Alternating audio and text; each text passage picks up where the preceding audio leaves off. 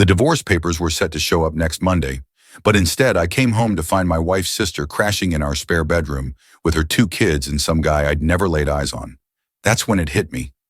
Lydia had been scheming this for months. "Mike, this is Trent," Lydia said, sipping her tea like it was just another morning in our Denver home. "He's staying with us for a bit."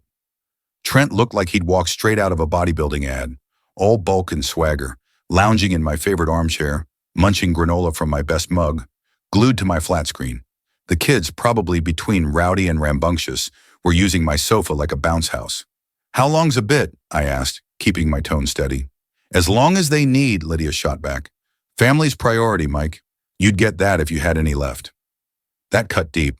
My folks passed in a wreck 4 years back, leaving me their place in Aurora and some shares in the software firm where I handle IT. Lydia knew just how to jab where it hurt. "Look, I get that Carla needs a hand," I said, "but nobody ran this by me. Trent, right? What's your deal?" Trent barely glanced up from his granola, eyes cold. "What's it to you, dude? I'm just here till I'm back on my feet." "Back on your feet from what?" I pressed. "Layoff? Eviction? Something else?" Lydia's voice sharpened. "Mike, drop it." But I didn't. "No, really. What's the story?" Trent's jaw clenched. "You got an issue with me staying here?" "I've got an issue with strangers moving into my house without a heads up." "Our house," Lydia corrected. "And Trent's not a stranger. He's Carla's boyfriend, so he's family." Carla shuffled out of the bathroom, eyes red like she'd been crying. She was Lydia's younger sister. Same dark hair, same knack for getting her way, but rougher around the edges, like she was always one step from falling apart. "Thanks for letting us stay, Mike," she mumbled.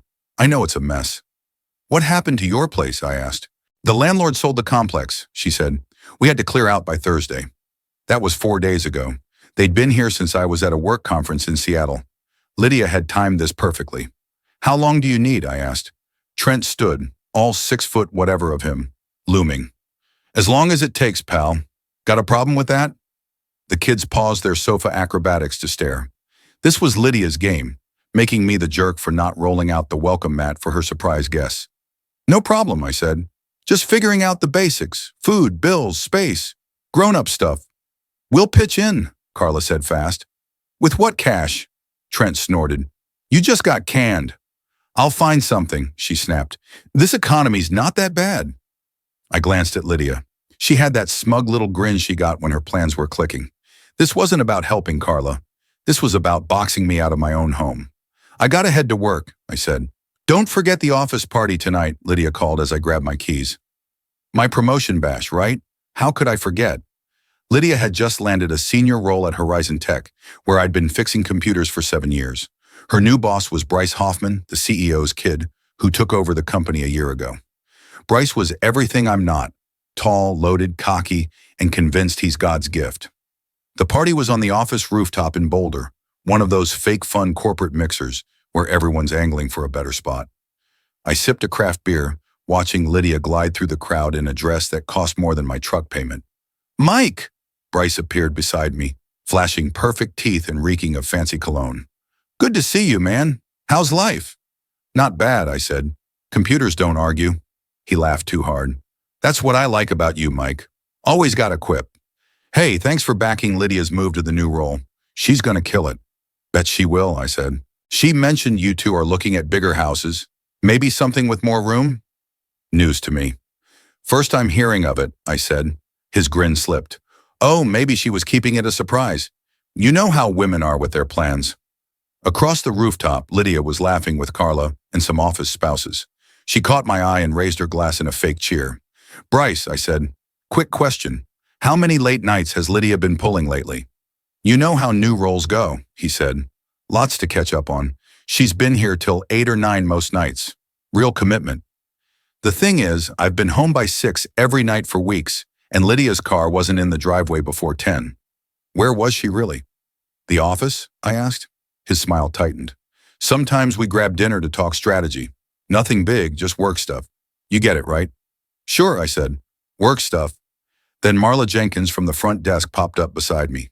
Marla's in her 60s, has been with the company since before Bryce was in diapers, and knows every secret in the building. She's got a soft spot for me since I've saved her laptop a million times. Mike, there you are, she said, glancing at Bryce, who suddenly got real interested in his phone. Can we talk in private for a sec?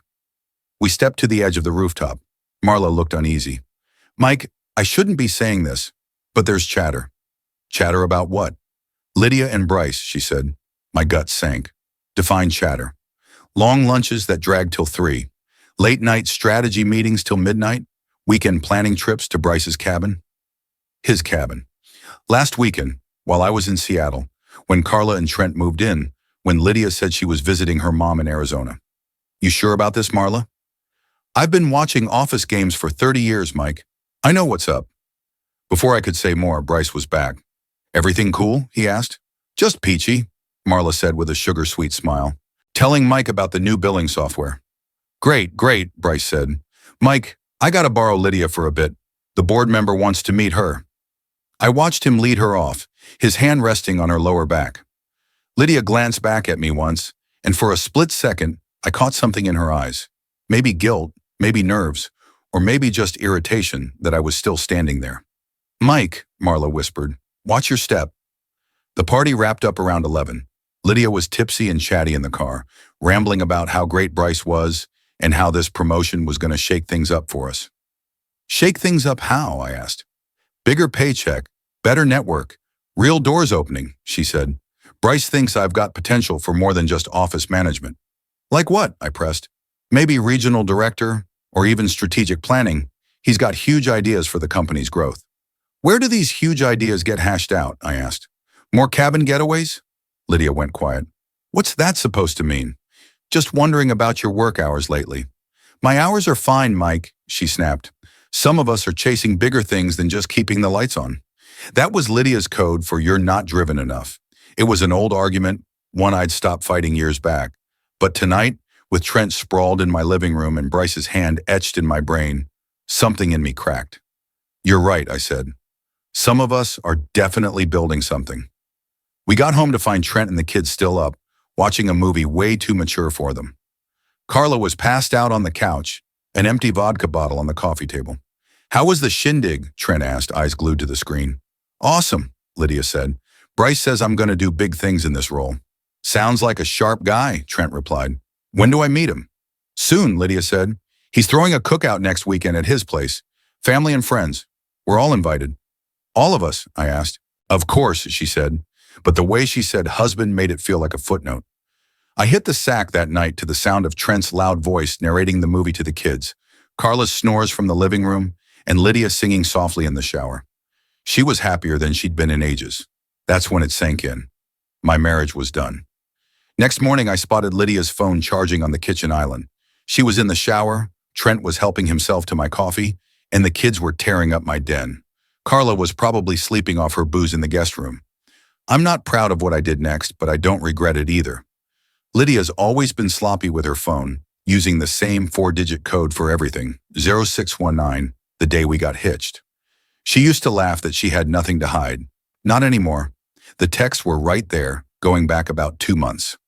Bryce, great meeting today. Loved our chat about market growth. Lydia, same. Can't wait to pick it back up. Harmless enough. But then, Bryce, dinner tonight? Quiet spot to talk shop uninterrupted. Lydia, perfect. When? And later. Bryce, last night was unreal. Still thinking about our talk. Lydia, me too. When's the next one? By last week. Bryce, already miss you. This weekend's gonna be perfect. Lydia, told him I'm visiting mom. We'll have the cabin to ourselves. Bryce, wear that black dress from the holiday party. Lydia, already packed, plus a few surprises. I screenshotted it all, emailed them to myself, then erased the email and cleared the browser history. My hands were trembling, but my head was clearer than it had been in months. Morning, champ, Trent said as I stepped into the kitchen. Coffee's gone, by the way. Might want to grab some later. Thanks for the tip, I said. No sweat. Hey, Lydia said you work with her new boss. That's handy, huh? Handy's not the word. Trent grinned. Yeah, I feel you. Working with your wife's tricky. My ex and I tried it once. Crashed and burned. What happened? She was sleeping with the owner. Turns out late-night meetings are great for career boosts. The shower shut off upstairs. Trent's grin widened. But Lydia's not like that, right? Seems like a real professional. I stared at him, really stared. This wasn't just some freeloader crashing at my place. This was Lydia's backup plan, someone to make my life hell enough that I'd bail. Real professional, I said. At work, I couldn't focus.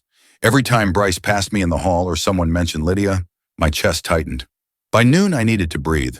The Rusty Bolt was a grimy bar a few blocks from the office in Boulder, the kind of joint where welders and truckers griped about their bosses. I'd never been, but it felt right today. You look rough, the bartender said, a burly guy with arms like steel beams and a name tag reading Big Tom. Feel worse, I said. Woman problems? That obvious. Tom slid me a bourbon without asking. 25 years slinging drinks. I can spot it a mile away. What's the deal? I don't know why I spilled it. Maybe because he was a stranger. Maybe the bourbon loosened me up. Or maybe I just needed to say it out loud to someone who didn't have a stake in it. Found text this morning. Wife's cheating with her boss. Damn, have you called her out yet? Nope. Smart. Never show your cards first. Rule 1 of a fight. Know their move before you make yours. This isn't a fight, Tom chuckled. Brother, cheating's always a fight. The question is, do you want to win or just be right? What's the difference? Being right gets you divorced and half your stuff gone. Winning gets you the whole game. I downed the bourbon. Not sure I'm built for winning. Maybe not, but you don't deserve to get played. He leaned in. Tell me about this boss. So I did. I told him about Bryce Hoffman, a trust fund CEO who inherited a company he barely gets and a fortune he never worked for. I laid it all out for Tom. Bryce's cabin, Lydia's promotion, the way he eyed her like she was a trophy he'd already claimed. Rich kid thinks he's bulletproof, Tom said, wiping down the bar. Those types are the easiest to knock down a peg. I'm just an IT guy, I replied. He's got millions. How do I even start? You'd be shocked what people miss when they think they're the smartest in the room. Rich ones especially. They get sloppy. Tom topped off my bourbon. My advice? Don't just get pissed. Get strategic. Better yet, get ahead. How? Show 'em money doesn't mean brains, and power doesn't mean care. I headed back to the office in Boulder with an idea brewing. Nothing crazy, nothing shady, just a nudge to prove actions have ripple effects. Bryce's shiny Lexus was parked in his prime spot, right by the entrance. Custom rims, vanity plate screaming Top Dog 1. Real classy. As I passed it on my way to the parking lot, I noticed something. His car was unlocked. Bryce was the kind who figured nobody would dare touch his stuff. I didn't mess with it, but I filed that detail away. That night, I got home to find Carla in the kitchen, whipping up dinner, while Trent played video games with the kids. Lydia was nowhere. Where's my wife? I asked. Working late again, Carla said, stirring a pot. Phoned around 4, said she'd be back by 11. Big project, I guess. Oh, huge, Trent chimed in, eyes on the screen. She was telling us about it this morning. Real hands-on work. Lots of one-on-one with the boss. His tone made my stomach churn. Carla shot him a look. Trent, cut it out. What? Just saying it's nice she's got such an attentive boss. Personal mentorship, you know? Trent, enough, I said. What? Mike's cool with it, right? Secure enough to be fine with his wife getting extra attention at work. I turned to Carla. Did you know? Her cheeks flushed. Mike, Did I know what? What I think you know. Trent paused his game, smirking. Whoa, looks like someone's connecting the dots. Shut it, Trent, Carla snapped. Why? He was going to figure it out eventually. A cold knot formed in my gut. Figure what out? Trent stretched, grinning like he'd won something. That your wife's been cozying up to her boss for months. That this promotion's just a cover to make it legit. That we're not just here to crash. We're here to make your life hell enough that you'll file for divorce first. Trent, stop it, Carla begged. Why? It's genius. Lydia gets her rich boyfriend. You look like the jerk who kicked out a struggling mom and her kids, and everyone wins. Except you, obviously. The kids stopped playing, staring at us. The older one, maybe 7, looked scared and confused. Is that true, Carla? I asked. She wouldn't meet my eyes. Lydia said you two were already falling apart. Said you'd both be better off separated. And you bought that? I needed a place to stay, Mike. Trent's out of work. I lost my apartment, and Lydia offered help. I didn't dig deeper. What about Trent? What's his deal? Trent's grin widened. I'm just here for the entertainment, man. Free food's a bonus. And your face right now? Gold. I headed upstairs to my bedroom in our Denver house and locked the door. Sitting on the bed, I started scheming. Tom was right. This was a fight, and if Lydia wanted to play dirty, I'd show her how the game worked. For the next 3 days, I played the clueless husband, smiled when Lydia rolled in late, chatted politely with Trent, helped Carla with the kids, and documented everything. Every text between Lydia and Bryce, every late night, every fake story about projects. I made a folder on my personal laptop labeled Backup Plan and stuffed it with screenshots, photos, and notes on dates and times. On Wednesday, Marla Jenkins called me to the front desk. "Mike, got a second?" she said, checking to make sure no one was listening. "What's up?" "My computer's acting up. Slow, crashing, weird pop-ups. Can you check it?" I followed her to her desk. Her computer was fine, of course. Marla wasn't the type to fake a tech issue. "What's really going on?" I asked. She slid a manila envelope across. "Did some digging since we talked at the party. Thought you'd want this." Inside were printouts, expense reports, travel receipts, hotel bookings, all signed off by Bryce. All for business with Lydia. A strategy weekend in Oregon, $900 suite, couples spa package, wine delivery, a market analysis trip to Scottsdale, $1,500 dinner at a fancy steakhouse, 2 rooms booked but a note about upgrading to the penthouse suite, a planning retreat in Napa Valley, vineyard tour, private dinner, hot air balloon ride. "How'd you get these?" I asked. 15 years handling expense reports, Mike. I know what real business looks like, and this ain't it." "Why show me?" Her face softened. "You're a decent guy, Mike.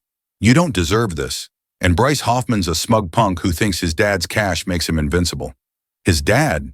"Oh, you didn't know. Bryce's dad owns 70% of the company. Kids had everything handed to him. Job, mansion, cars, even his marriage, from what I hear." "What do you hear?" "It's more like a contract than a romance. Carla's family got cash, but Bryce's family's swimming in it, and they both play the part to keep up appearances. Word is, they haven't slept in the same room in years." "So why's Bryce messing with Lydia?" I asked Marla. "Because he can," she said.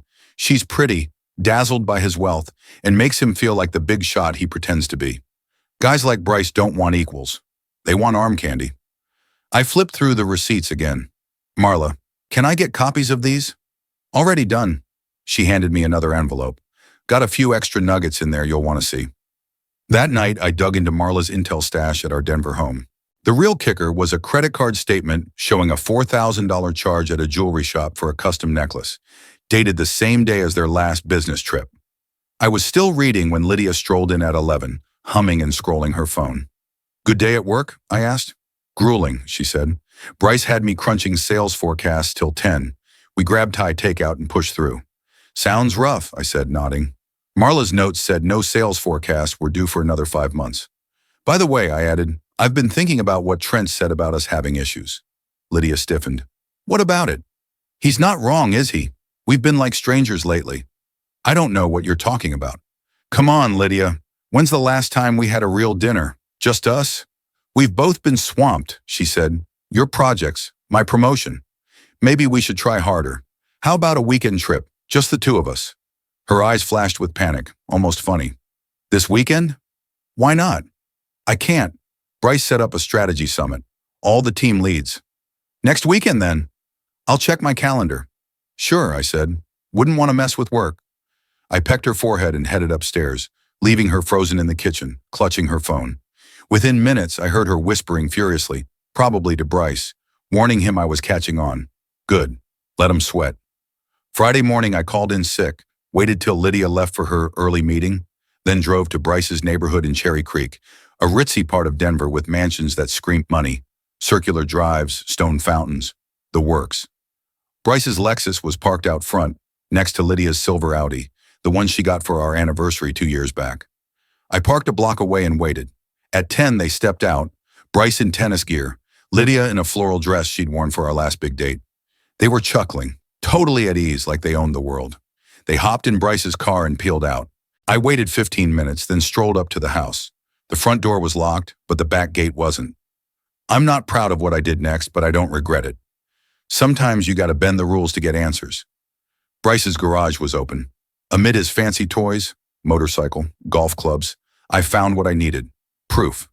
Not just of the affair, but of Bryce's whole game. A desk was littered with receipts, sticky notes, and a handwritten list titled Lydia Plan. It had steps: promotion secured, split from husband in progress, divorce terms, cut his share, prenup for us, dad's attorney, sell his house, move to mine. Timeline: winter divorce, summer wedding. At the bottom in Bryce's scrawl, make sure she knows this is business first, romance second. No more drama like with Elise. I snapped photos of it all, then spotted a small camera in the corner, aimed at the desk. Bryce was paranoid enough to watch his own space, which meant he was paranoid enough to screw up. I swiped the camera's memory card. If he was recording his schemes, I wanted that too. Before leaving, I popped the hood of his Lexus and tweaked a couple wires. Nothing serious, just enough to make it act up. Rich guys lose it when their toys fail. That night, Lydia came home in an Uber.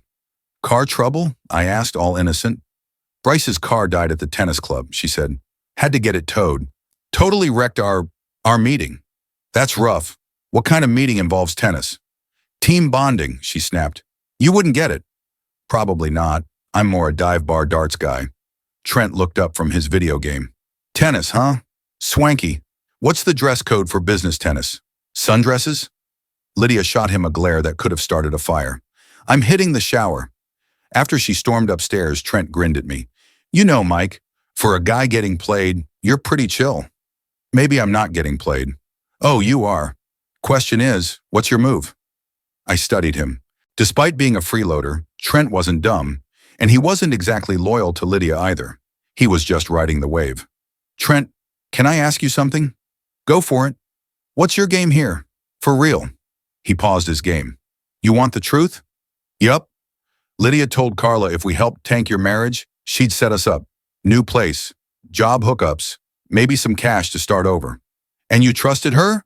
Hell no, but Carla did, and she's got my kids half the time, so I play along. Free rent and groceries while I plan my next step. What if I made you a better deal? His eyes lit up. What kind of deal? Help me instead of her. Real help, not just snarky jabs. In return, I'll cover first month's rent and a deposit for a new place, plus a job reference. Trent thought for maybe 10 seconds. When do we start? Turns out Trent was a solid ally. He had the ethics of a street hustler and the sharp eye of someone who'd spent years reading people to survive. Trent had an edge. He was privy to Lydia's chats with Carla, which meant he knew stuff I didn't. She's planning to file for divorce right after New Year's, Trent told me over coffee Saturday morning at a diner in Arvada. Wants it to look like the holidays made her realize she's miserable. Real soap opera stuff. What about the house? I asked. She figures she's owed half plus spousal support since you earn more. But she doesn't know about your stock portfolio, does she? Nope, never mentioned my inheritance. Smart move, he said. Carla let slip that Bryce has his dad's lawyer ready to keep Lydia from getting too grabby in the settlement. Apparently, Bryce has been down this road before. Before? Yeah, he had a fling with a married co-worker about 2 years back. A woman named Elise. She ditched her husband, thinking Bryce would marry her. Then his dad threatened to cut him off, so he dumped her. She sued for emotional distress, got a fat payout to stay quiet. This was getting juicier by the second. How'd you hear all this? Carla spills when she's tipsy, and she's been hitting the bottle hard lately. Guilty conscience, probably. She feels rotten about stabbing you in the back. Not rotten enough to stop. No, but enough to get careless. Left her laptop open yesterday, and I saw some juicy emails. Trent showed me screenshots he'd snapped with his phone. Emails between Carla and Lydia about Operation Mike, their code for wrecking my marriage. They outlined their timeline, strategy, and fallback plans if I got wise too soon. Check this out, Trent said, pointing to a message from a month ago. Carla, he's starting to question your schedule. Should we ease up? Lydia, no way. Bryce wants this wrapped up before January. Says his dad's pushing him to sort out his personal life. Carla, what if Mike fights the divorce? Lydia, he won't. He's too soft and too worried about looking like the guy who kicked out a struggling mom and her kids. That's why you and Trent are perfect for this. Carla, I still feel awful lying to him. Lydia, feel awful with a roof over your head and groceries for your kids. Mike'll be fine, probably happier without me. Real sweet, I said. Anything else? This morning's email takes the cake. Trent pulled up another screenshot. Lydia, Bryce is getting antsy, wants us official by February. Can you and Trent ramp things up? Make Mike feel more out of place. Carla. How? Lydia. Have Trent act like he owns the place. Use the master bathroom, eat Mike's snacks, have buddies over. Make it clear Mike's not welcome in his own house. Carla. That feels harsh. Lydia. It's just business, Carla. The sooner Mike bails, the sooner we all move on. I looked at Trent. So, what's our play? Their plan was for me to be a bigger jerk, push you to leave, and Lydia gets her way. But like I said, your offer's better. What about Carla? Is she in? Trent's face got serious. Carla's a decent person stuck in a rough spot. She doesn't want to hurt you, but she's terrified of ending up on the street with 2 kids. If you can promise her a soft landing, she'll flip. Like what? Help her find a place, maybe co-sign a lease. She's got a job interview Tuesday at a local preschool for a teacher's aide gig. If that pans out, she can cover rent herself. In return, she'll spill everything she knows about Lydia and Bryce. Dates, talks, evidence. Carla's got a sharp memory and she's been keeping records. Why records? She's not dumb. Knows Lydia'll toss her aside once the divorce is done. Wanted her own leverage. This was gold. Set up a meeting tonight after Lydia's asleep. Already in the works. Carla's jittery, but she's ready to talk. That evening, Lydia came home from another late meeting at 11. All smiles and humming. She pecked my cheek and headed for the shower, phone in hand. Good meeting? I asked. Super productive. Bryce thinks we're set to pitch our plan to the board next week. What plan? Expanding to new markets, opening offices in 4 cities. It'll mean more travel for me, but it's a huge opportunity. More travel meant more time with Bryce. Their timeline was speeding up. Sounds big, I said. When's the trip starting? Probably after New Year's. Bryce wants to scout locations over the holidays to get ahead of competitors. Over the holidays? I know it's not perfect, but this is my career, Mike. I need your support. Always, I said. She flashed a smile and went upstairs. Soon I heard her whispering into her phone again. At 1 a.m., Carla and Trent crept downstairs to our Denver living room. Carla's eyes were puffy, like she'd been crying. I'm so sorry, Mike, she said right away. I hate this. Just tell me what you know. For the next 2 hours, she laid it all out. The affair kicked off 4 months ago, right after Lydia's promotion. Bryce came on strong, promising her a future with marriage, wealth, and prestige.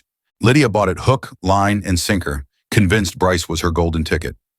She really thinks he's going to marry her, Carla said. She's already eyeing wedding venues. What about his wife? Bryce told her they're separated, just waiting for the right moment to make it official. Says his dad wants him to hold off until the company's big stock launch next year. Is that true? Trent laughed. Bryce's wife was at the yacht club last weekend, flashing her wedding ring and planning their vow renewal. Saw it on social media. Carla nodded. Bryce is lying to Lydia about everything. His marriage, his plans, even his power at the company. His dad still calls the shots. Bryce can't make big moves without approval. Does Lydia know? Nope. She thinks he's this hotshot CEO who runs the show, has no clue his dad holds the reins. This was better than I'd hoped. What else? Carla pulled out a small journal. I've been jotting it all down just in case. Dates, conversations, lies. It's all here. Carla handed me her journal. 4 months of meticulous notes on Lydia and Bryce's affair. Direct quotes from their calls and texts she'd glimpsed. Why keep all this? I asked. I've seen Lydia discard people when she's done with them, Carla said. I needed a safety net, and now I just want out. Good news, she added. I got the preschool job. Starts Tuesday. I can afford a small place if someone co-signs the lease. Consider it done, I said. Trent leaned in, grinning. I'm in too, Mike. This game was getting stale anyway. Plus, I want to see Bryce's face when his perfect scheme crashes. All right, I said. Here's the plan. It was straightforward, clean, and totally above board. We'd give Lydia and Bryce exactly what they thought they wanted, then watch them trip over it. Phase 1 starts Tuesday, I said. Carla, you'll push Lydia to speed up her timeline. Tell her you heard me talking to a lawyer. Make her think I'm about to file for divorce first. How? She asked. Say you overheard me on the phone, sounding pissed about divorce papers. That'll spook her, Trent said. Exactly. Scared people screw up. What's my role? Trent asked. You'll help me track everything. Every meeting, every lie, every promise Bryce makes that he can't keep. We're building a case. What kind? The kind that tanks reputations and ends careers? Bryce thinks his dad's money makes him invincible. Let's see if he's right. Carla looked uneasy. Mike, I don't want anyone getting hurt. No one's getting hurt, I said. They're just going to get what's coming to them. Tuesday morning, from my cubicle in our Boulder office, I watched Carla kick off phase 1. She called Lydia, loud enough for a few coworkers to overhear. Lydia, I think Mike's on to something. I heard him last night on the phone, talking about lawyers and divorce papers. He sounded furious. Through Lydia's office window, I saw her face go pale, then flush. She grabbed her purse and bolted to Bryce's office. 5 minutes later, Marla Jenkins swung by my desk. Whatever you're up to, it's working. Bryce just canceled his whole day and locked his door. Lydia's been in there for half an hour. Interesting, I said. Mike, I don't know your full play, but be careful. Guys like Bryce hate being backed into a corner. Don't worry, Marla. I'm not cornering him. I'm handing him what he wants. That afternoon, Lydia came home early to our Denver house for the first time in months, pacing the kitchen like a caged animal, while Carla pretended to chop vegetables. Mike, we gotta talk, she said. Sure thing. What's on your mind? I think we should try counseling. This was perfect. Counseling for us? Yeah, she said. I know we've been off lately, and I want to fix it. We've been together for 7 years. That's worth something. What changed your mind? I just don't want to give up without a fight. Trent strolled in, snagged a soda from my fridge, and plopped down to watch the show. Counseling sounds solid, I said. When do we start? Soon, maybe this week. I called Dr. Harper. You remember her from Jenna's wedding? She's got an opening Thursday night. Thursday? Don't you have that big board pitch? Her face twitched. I pushed it back. Our marriage comes first. That's sweet. I'm sure Bryce was cool with it. He was. He's all about work-life balance. Trent nearly spat out his soda. Carla shot him a look. Great, I said. I'm all in. That night, after Lydia crashed, Trent filled me in. She called Bryce in a panic, said you're planning to file for divorce and she needs to move faster. Bryce lost it. Said his dad'll have his head if he's caught in another scandal before the stock launch. What's his fix? He told her to stall you till after New Year's, then file herself. Make it look like a mutual split, not her running off with the boss. The counseling? His idea. I think a few sessions will make it seem like she tried to save the marriage. Better for appearances when she ditches you for him. Except she's not ditching me for him, I said. Trent grinned. Not yet, she isn't. Wednesday night, I launched phase 2. I called Bryce's office after hours, knowing he'd be there. Bryce, it's Mike Larson. Got a sec? Mike, sure, man. What's up? Just wanted to thank you for being so flexible with Lydia's schedule. I know she's been burning the midnight oil. No big deal. She's a key player. Also, I've got a favor to ask, man to man. His voice tightened. What kind of favor? Lydia and I are hitting a rough patch. We're starting counseling tomorrow night. I was hoping you could ease up on her hours so she can focus on us. Dead silence. Bryce, you there? Yeah, that's great you're working on things. Really great. I hope so. I love my wife, Bryce. I'll do whatever it takes to keep us together. Of course, I'll make sure Lydia gets the time she needs. Thanks. And hey, if there's ever anything I can do for you, just say the word. I look out for the people who look out for my family. Another long pause. Sure, Mike. I'll keep that in mind. I hung up and called Trent. How'd it go? Perfect. Bryce will be panicking till Thursday night. What's Thursday night? Lydia's gonna learn her dream guy isn't as all in as she thinks. Thursday evening, Lydia and I sat in Dr. Harper's office in Lakewood, pretending to care about fixing our marriage. Lydia was antsy, checking her phone every few minutes. Lydia, Dr. Harper said, you seem distracted. Is there something specific you want to talk about? I guess I'm just worried we've drifted apart, she said. Mike and I want different things now. What kind of things? I'm driven, she said. I want to travel, try new experiences, meet new people. Mike's happy with the same job, same house, same old routine. Mike, what do you think? I looked at Lydia, sitting there in her pricey dress, talking about new experiences funded by another man's wallet. She's right, I said. We want different things. The question is, can we find common ground? What would that look like for you? Honesty, I said. Total honesty about what we both want. Lydia's phone pinged. She glanced at it, and her face drained of color. Everything okay? Dr. Harper asked. Yeah, just a work thing, she mumbled. But from my angle, I could see the text. It was from Bryce. Can't keep this up anymore. Dad found out about us. Gotta talk now. Lydia bolted to the bathroom, leaving me with Dr. Harper. Mike, the therapist said, leaning in. Something feels off. Lydia's not just stressed about growing apart. Is there more to this? Maybe, I said, but I think we're about to find out. Lydia came back looking like she'd seen a ghost, barely present for the rest of the session, nodding along to homework assignments and follow-up plans we both knew were pointless. In the car, she stayed quiet until we were almost back to our Denver house. Mike, I gotta tell you something. What's that? I've been having feelings for someone else. Here we go. Oh, it's not physical, just emotional. But I need to figure out what it means. Who's the guy? Does it matter? It matters to me. She took a deep breath. It's Bryce. I pulled into our driveway and killed the engine. Bryce Hoffman, your boss? Yeah. How long? The feelings? A few months. But nothing's happened, I swear. Lie number 1. What do you want to do about it? I think I need space to sort out what I want. Space meaning what? Maybe I should stay somewhere else for a bit, just till I figure it out. Where would you go? Carla found a place. I could crash with her. Lie number 2. Carla was moving into her own apartment tomorrow and had already told me Lydia never asked to stay with her. If that's what you need, I said. You're not mad? I'm let down, but if you need space, I'd rather you be up front than sneak around. The guilt on her face was almost funny. Thanks for understanding. When do you want to go? This weekend. I could pack while you're at work tomorrow. All right. We sat in the car another minute, both knowing our marriage was done, but neither ready to say it. Mike, she said, I'm really sorry about all this. I know, I said, but sorry wasn't going to cut it. Friday morning, I went to the office in Boulder like normal, keeping my phone close. Trent was tracking Lydia's movements, and Carla was ready to back me up with everything she'd seen.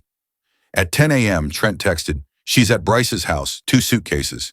At 10:30, Bryce's car's in the driveway. Looks like a heated talk. At 11, Lydia's out, crying, sitting in her car. At 11:15, Bryce came out. They're arguing in the driveway. Neighbors are staring. She drove off. At noon, Lydia called me at work. Mike, can we meet for lunch? Sure, you okay? Not really. Can you come home? I found her in our kitchen, eyes red and trembling. Her suitcases were by the door, but she hadn't left. What happened? Bryce says he can't leave his wife. His dad threatened to disown him if he's tied to another scandal. Another scandal? Turns out this isn't his first fling with an employee. His dad's sick of paying hush money to keep women quiet. I sat across from her. I'm sorry, Lydia. Are you? Really? I'm sorry you're hurting. I'm not sorry our marriage might still have a shot. She looked at me, maybe with a flicker of hope. You think it does? I don't know. We'd have to start fresh. New rules, total honesty, real therapy this time. I'd be willing to try, even if it means giving up Bryce. Bryce was never really an option.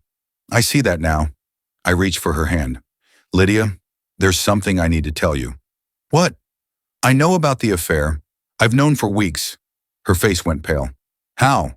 Your phone, the texts, the hotel receipts, the weekend trips. I know it all. Mike, let me finish. I also know about your plan with Carla and Trent, the divorce timeline, the scheme to push me out. All of it. She yanked her hand back. You know about that. Carla told me. She felt bad about lying. She's moving into her own place. I co-signed her lease. Lydia's face cycled through shock, betrayal, and finally anger. You turned my sister against me. I helped her out of a mess she didn't want to be in. She was using me, but she didn't want to hurt me. Trent? He never gave a damn about you or your plan. He was just here for the free ride. Lydia stood, pacing the kitchen. So you've known everything this whole time? The therapy, the car talk, all of it. It was a performance. No, I meant what I said about giving our marriage a chance, but only if you're ready to be completely honest. What do you want to know? Start with Bryce. How long's it been physical? She shut her eyes. 3 months. Where? Mostly hotels. His cabin a few times. Did you love him? I thought I did, but it was more about the lifestyle, the money, the glamour, the thrill. What changed today? When his dad called, Bryce threw me under the bus so fast it made me dizzy. Suddenly I was just some clingy employee chasing him. He even said I came on to him. I wasn't shocked. Rich guys always spin themselves as the victim. What do you want now, Lydia? I want to fix this, our marriage, our life.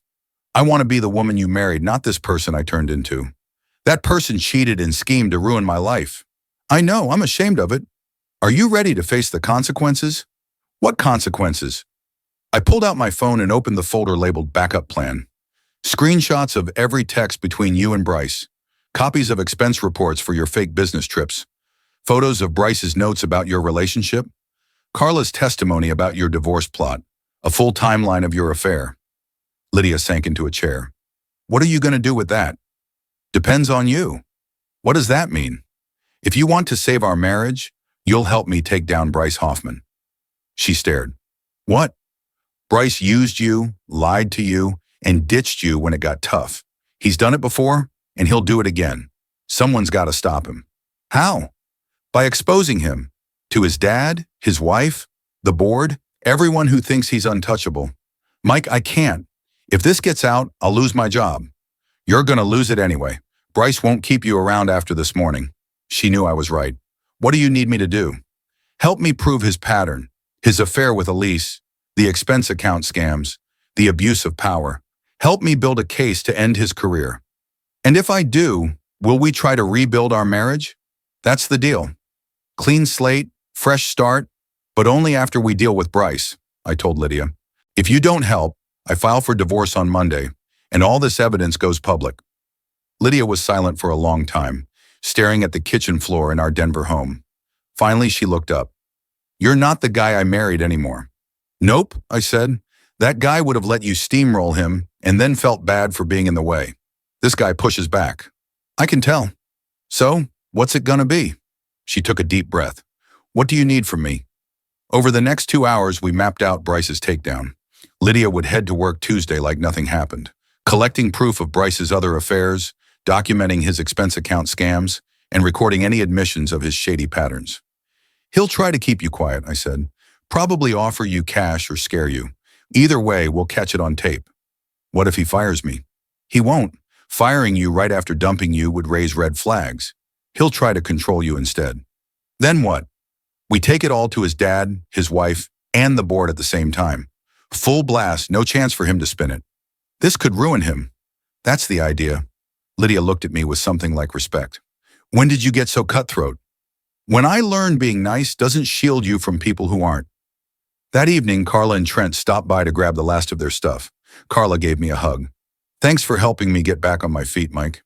Thanks for coming clean, I said. You and Lydia really going to try to fix things? We'll see. No promises. Trent shook my hand.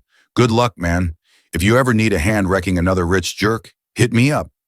After they left, Lydia and I sat in our living room, actually sitting together for the first time in ages. Are we really going to be okay? She asked. I don't know, but we're going to find out. I'm scared. Of what?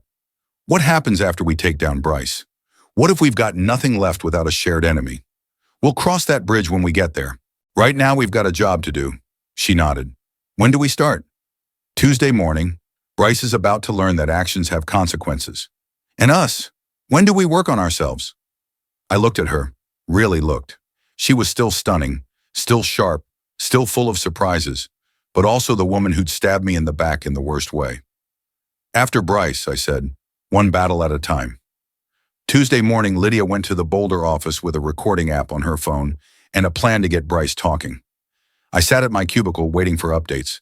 At 9:30, Marla Jenkins swung by. Bryce has been holed up in his office since he got in. Word is he's on the phone with his dad, and he looks pissed. At 10:15, Lydia texted, he wants to meet. Heading in now. For the next hour, I couldn't focus on a damn thing. Finally, my phone pinged again. Got everything we need. He's freaking out. That night, Lydia played me the recording at home. Bryce's voice came through, clear and incriminating. Look, Lydia, I know Friday was messy, but you gotta understand my spot. My dad runs the company, and he's made it crystal clear I can't afford another scandal right now. Another scandal? That mess with a lease a couple years back cost the company a chunk to bury. She threatened to go public unless we paid her off. How much? 150 grand, plus a stellar reference and a gag order. Dad was livid. And you think I'd pull the same thing? I think you're smart enough to know fighting this doesn't help anyone. I can't marry you, but I can set you up. A promotion, a raise, maybe a transfer to our Oregon office for a fresh start. Just keep quiet about us. And if I don't? Lydia, you don't want to go there. The company's got lawyers, resources, ways to make problems vanish. Elise learned that the hard way. You're threatening me? I'm offering you a clean exit that works for everyone. Take it. The recording was gold. Bryce admitting to the past affair, the payoff, and now trying to bribe or scare Lydia into silence. It was everything we needed. There's more, Lydia said, skipping ahead in the recording. Bryce's voice again. Truth is, Lydia, I didn't mean for this to go so far. You're gorgeous, and I had fun, but I've got obligations. My wife, my kids, the company, they come first. So I was just a fling? You were a nice escape from a stressful time. A fun escape, but still just an escape. An escape. Don't take it personally. It's just business. I stopped the recording. Just business, Lydia muttered. After 4 months of saying he loved me, wanted a life together, that I was his everything. How's that feeling? Humiliated, furious, stupid for buying his crap. Good, use that anger. We'll need it. The next morning I called Bryce's dad's office and booked a meeting.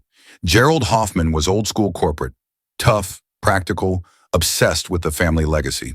He agreed to see me that afternoon. Gerald Hoffman's office in downtown Denver was exactly what you'd expect from a guy who'd built a tech empire from the ground up. Sleek, imposing, designed to make you feel like a speck. Gerald, in his late 60s, had sharp eyes and a skeptical frown. Mr. Larson, he said, you wanted to talk about my son? Yes, sir. I've got some things you need to see. I laid it all out.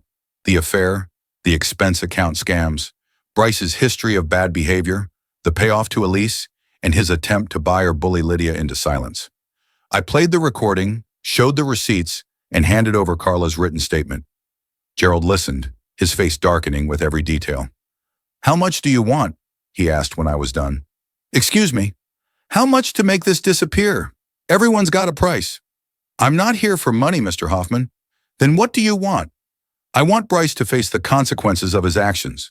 Gerald leaned back in his leather chair. Mr. Larson, my son's a fool, always has been. But he's my fool, and this company's his legacy. I'm not going to torch that over an office fling.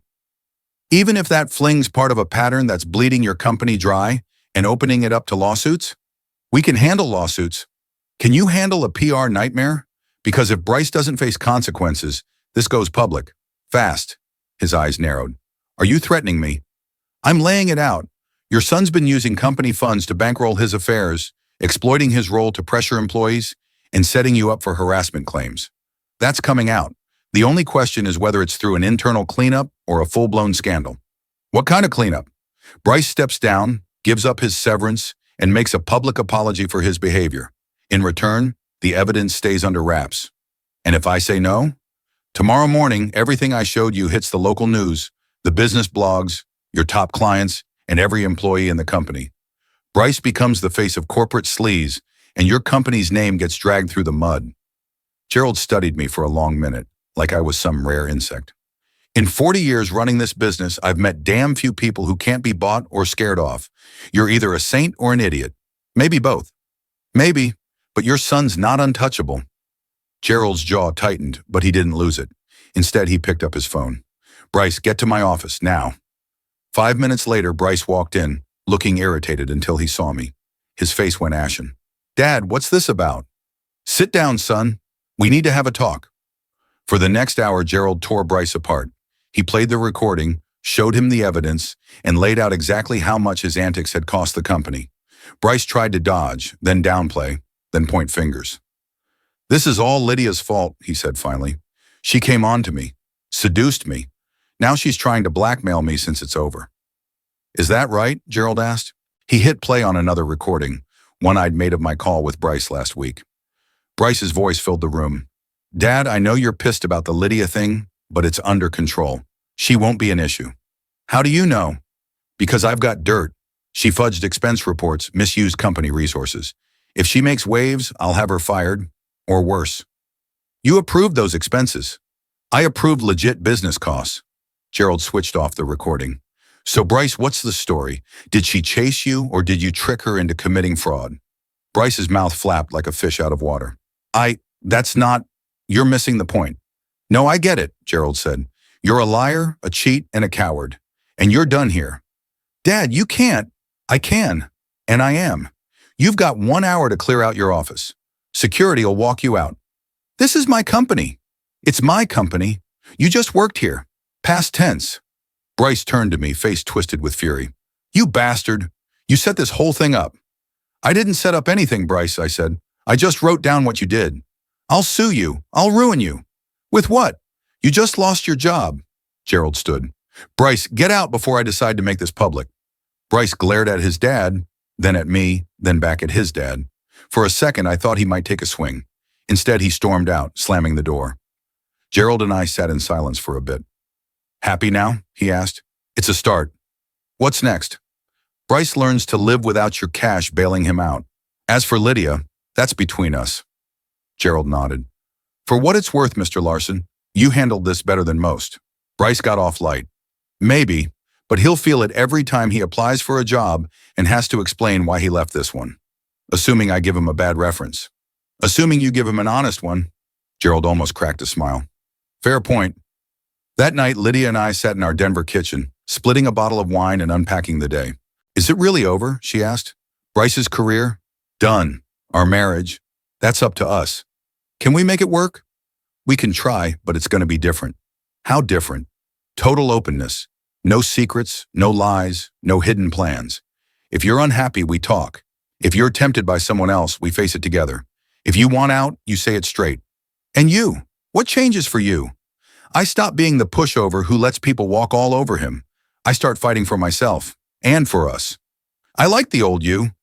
The old me got cheated on and nearly lost everything. This me fights back. Lydia went quiet.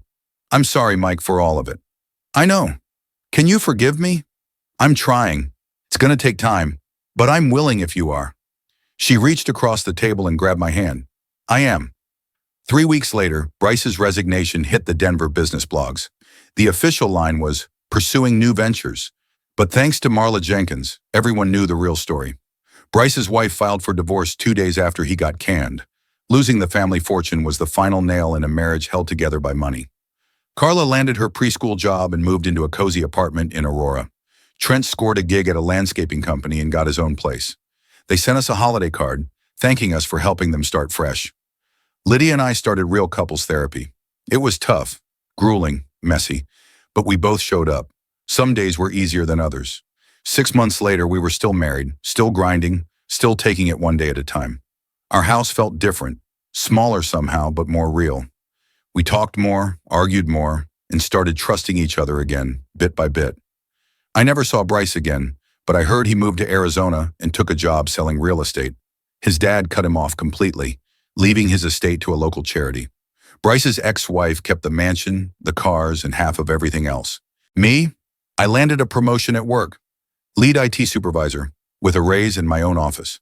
Turns out, taking down the boss's son impressed Gerald more than I'd figured.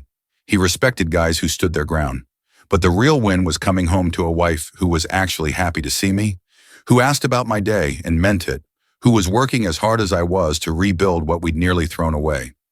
It wasn't the same marriage we had before. It was better, more honest, more balanced, more solid. We'd both learned that love without respect is just fluff, and respect without trust is just manners. We had both now earned the hard way and guarded carefully. As for Bryce Hoffman, he learned that actions come with a price, and daddy's money can't shield you forever. Some lessons hit harder than others.